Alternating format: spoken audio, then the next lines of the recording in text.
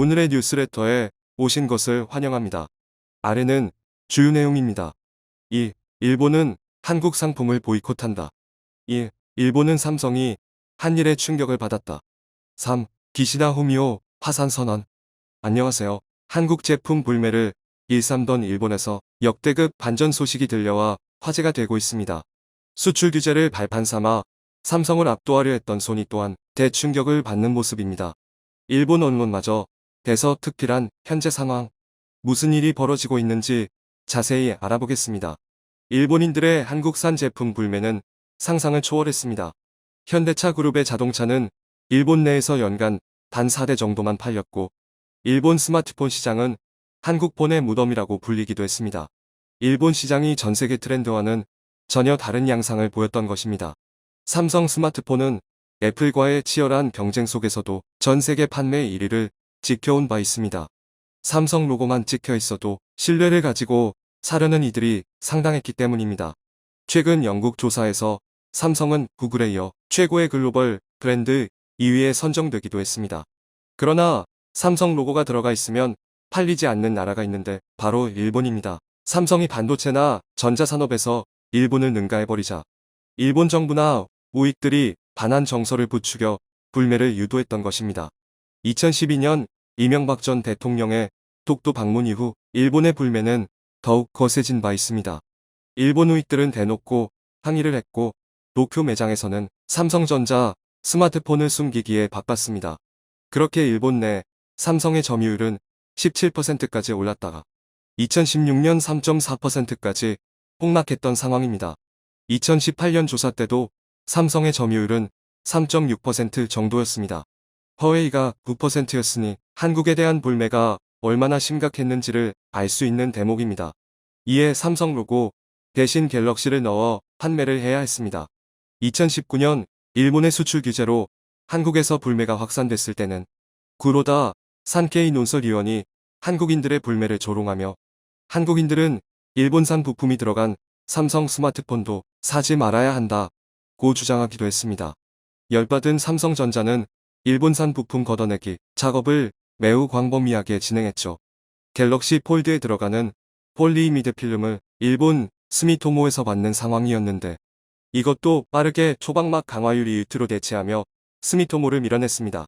삼성은 국내 기업 도우인시스와 협력해 유트 기술을 개발해냈고, 폴리이미드는 갤럭시 폴드 1세대까지만 사용하며 일본산을 걷어냈던 것입니다. 그리고 시노펙스는 일본이 장악했던 스마트폰 톰 스위치까지 국산화에 성공시켰습니다.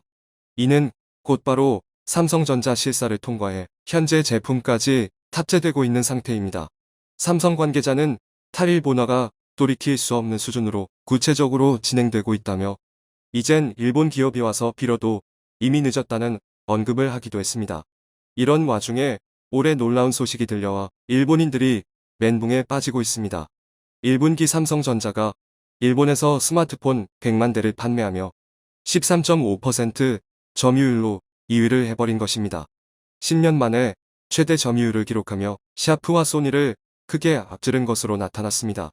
지난해 연간 점유율에서 샤프가 10%, 삼성전자가 9.7%를 기록한 바 있는데, 이번에 4%포인트 이상 격차를 벌렸다는 점에서 의미가 있다는 분석입니다.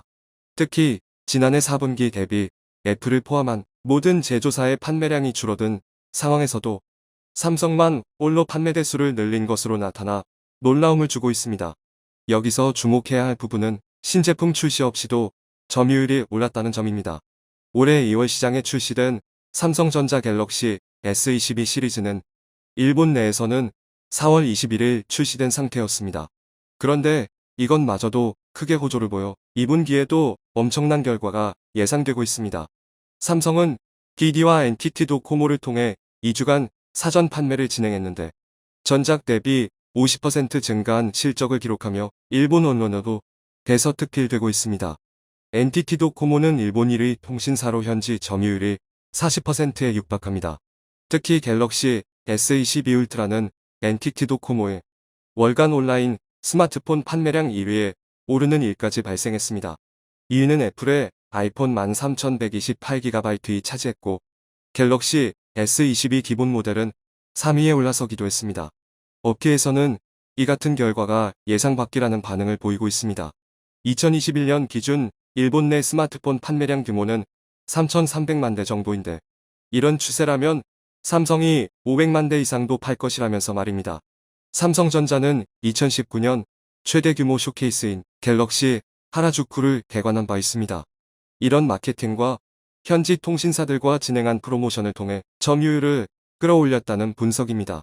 게다가 일본 통신사들이 최근 3G 서비스를 중단하면서 신형 스마트폰 수요가 증가한 것도 호재로 작용하고 있습니다. 일본 이통사들이 5G 운영을 위해 삼성전자 장비를 쓰면서 그에 최적의 호환이 되는 갤럭시 판매가 증가하고 있다는 분석입니다. 그럼에도 일본인들은 삼성폰을 쓰느니 차라리 아이폰을 사겠다는 분위기가 상당했습니다. 실제로 일본 내에서 아이폰 점유율은 60%에 육박한 상태입니다. 그런데 이번에 아이폰 내 한국산 부품 비율이 밝혀지자 일본인들이 크게 놀라워하고 있습니다. 최근 나온 아이폰 13에는 한국산 부품이 30%나 들어가 있었던 것입니다. 전작보다 한국산 부품 채택 비율이 3%포인트 높아진 것으로 나타났습니다. 메모리 반도체, 카메라 렌즈, 올레드 패널 등 애플의 핵심 부품에 한국산이 사용되고 있는 것입니다. 이를 본 일본인들은 어라, 일본제 부품이 많다고 생각했습니다. 여러분은 소니 등의 일본 메이커에도 삼성제 올레드 패널이나 메모리 반도체를 사용하는 것을 알고 있는가? 굉장하네요. 한국 이렇게 현실을 알고 나서 충격을 받는 모습을 보이고 있습니다.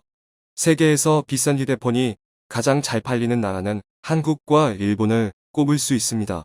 2020년까지 일본이 꾸준히 1위를 했지만 최근에는 한국이 역전을 한 상태입니다. 현재 일본 내에서는 비싼 애플 아이폰이 많이 팔리지만 한류가 빠르게 퍼지고 있어 삼성 프리미엄 폰 수요도 엄청날 수 있다는 분석입니다. 일본 내에서는 폰 꾸미기 폰꾸 트렌드가 번지며 갤럭시 Z 플립이 큰 인기를 얻고 있습니다.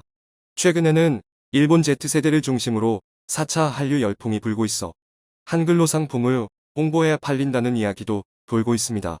지난달 ABC마트가 일본에서 뉴발란스 러닝화 새 모델을 출시하면서 광고 포스터와 영상을 한글로 도배했던 것도 이 때문입니다. 2010년까지만 해도 일본에서의 한국 문화는 일부 한류 팬들의 전유물이었습니다.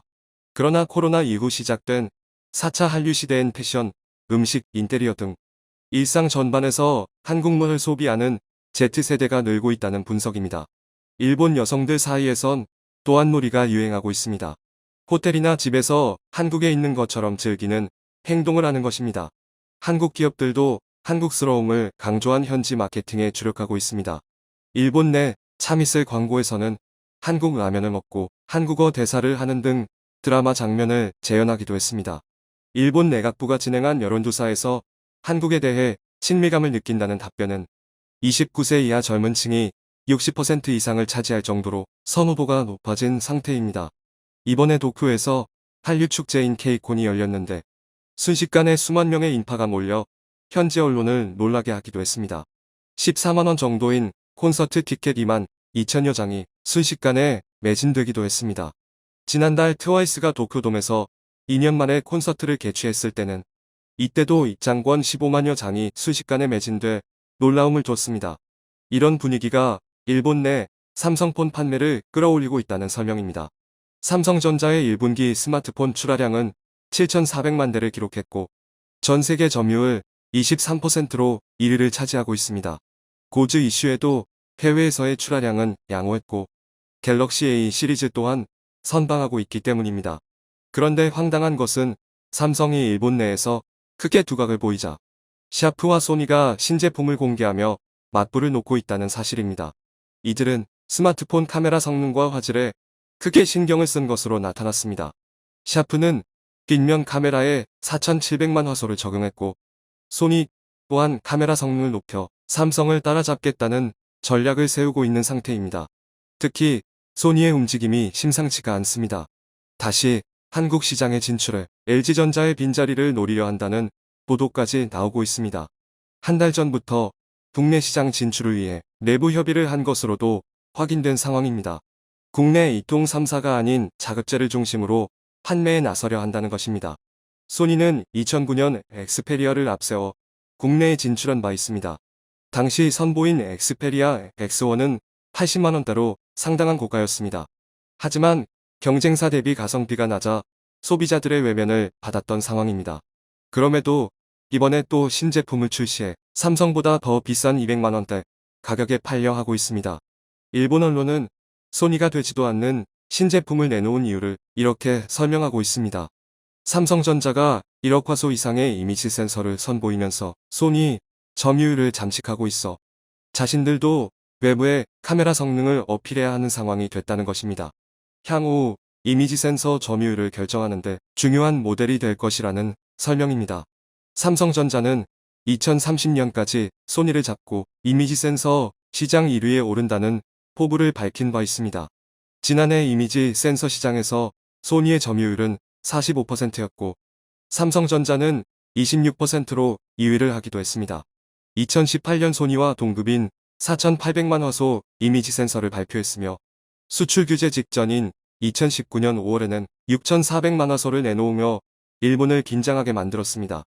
일본이 이를 저지하기 위해 시스템 반도체를 타겟으로 수출 규제를 가했다는 분석도 있습니다. 그럼에도 삼성은 이를 극복하고 1억 800만 화소 이미지 센서를 선보였고 현재까지 최상위 스마트폰에 적용해 전 세계에 판매하고 있는 상황입니다. 최근 일본 내 판매가 증가하는 이유도 이런 고화질을 찾는 일본인이 상당하기 때문입니다. 그리고 지난해 9월에는 2억 화소 이미지 센서까지 출시해냈습니다. 이는 2023년 출시될 갤럭시 S23에도 탑재될 예정인데 일본 내에서도 크게 이슈가 돼 부러움을 나타내고 있습니다. 이제 삼성의 행보에 소니가 무너지는 것은 순식간인 상황입니다. 소니는 이미 2020년 3월 자존심을 접고 삼성 이미지 센서를 채택한 적이 있습니다. 이는 향후 더 뛰어난 제품을 받기 위해 삼성에게 손을 내밀 수도 있다는 분석입니다. 일본이 아무리 수출 규제를 가해도 한국의 도약을 막을 수는 없습니다. 한국은 더 기술력을 높여 일본을 확실히 압도해 버리길 바랍니다. 과거 보면 제2차 세계대전 이후 화려한 재성장에 성공해 엄청난 부국으로 성장한 일본, 플라자, 합의와 버블 붕괴 등 수많은 악재를 겪으면서도 끝내 전 세계 3위 경제대국으로 자리매김하며 건재함을 뽐내고 있는데요. 그런데 그 일본이 이번 경제 위기를 견디지 못하고 파산을 선언했습니다. 알고 보니 일본 내부에서는 이번 파산 사태를 예견하고 있었다고 하죠. 세계 3위 경제대국 일본을 끝내 주저앉게 만든 치명적인 원인. 수전노 같은 일이다. 기시다 총리가 발표를 이어가던 도중 일본 국민을 힐난하며 눈물을 훔칩니다.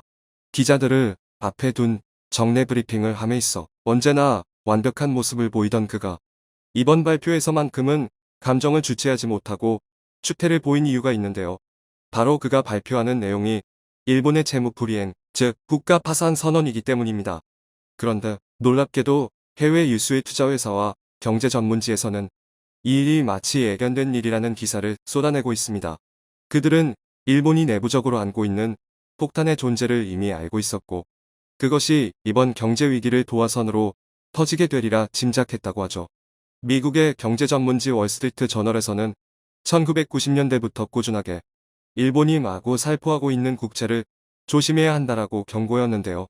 그러나 일본 정부는 국채를 갚지 않아도 되는 안전한 자산쯤으로 여겨 일본 국민들이 상환을 요구해도 유야무야 넘기는 상황까지 발생. 90년대에 진행된 대국민 국채 판매는 일본 국민들의 돈을 강탈한 셈이 됐죠. 그러나 일본 정부가 자국민을 상대로 자행한 이 사기 행각이 그대로 악재가 되어 일본에게 돌아왔습니다. 바로 이번에 불거진 세계 경제 위기 속에서 일본이 지금까지 안전하다는 이유로 갚지 않았던 국채들이 모두 투자 위험 대상으로 찍혀 일본 경제 신용도가 추락하고 만 겁니다.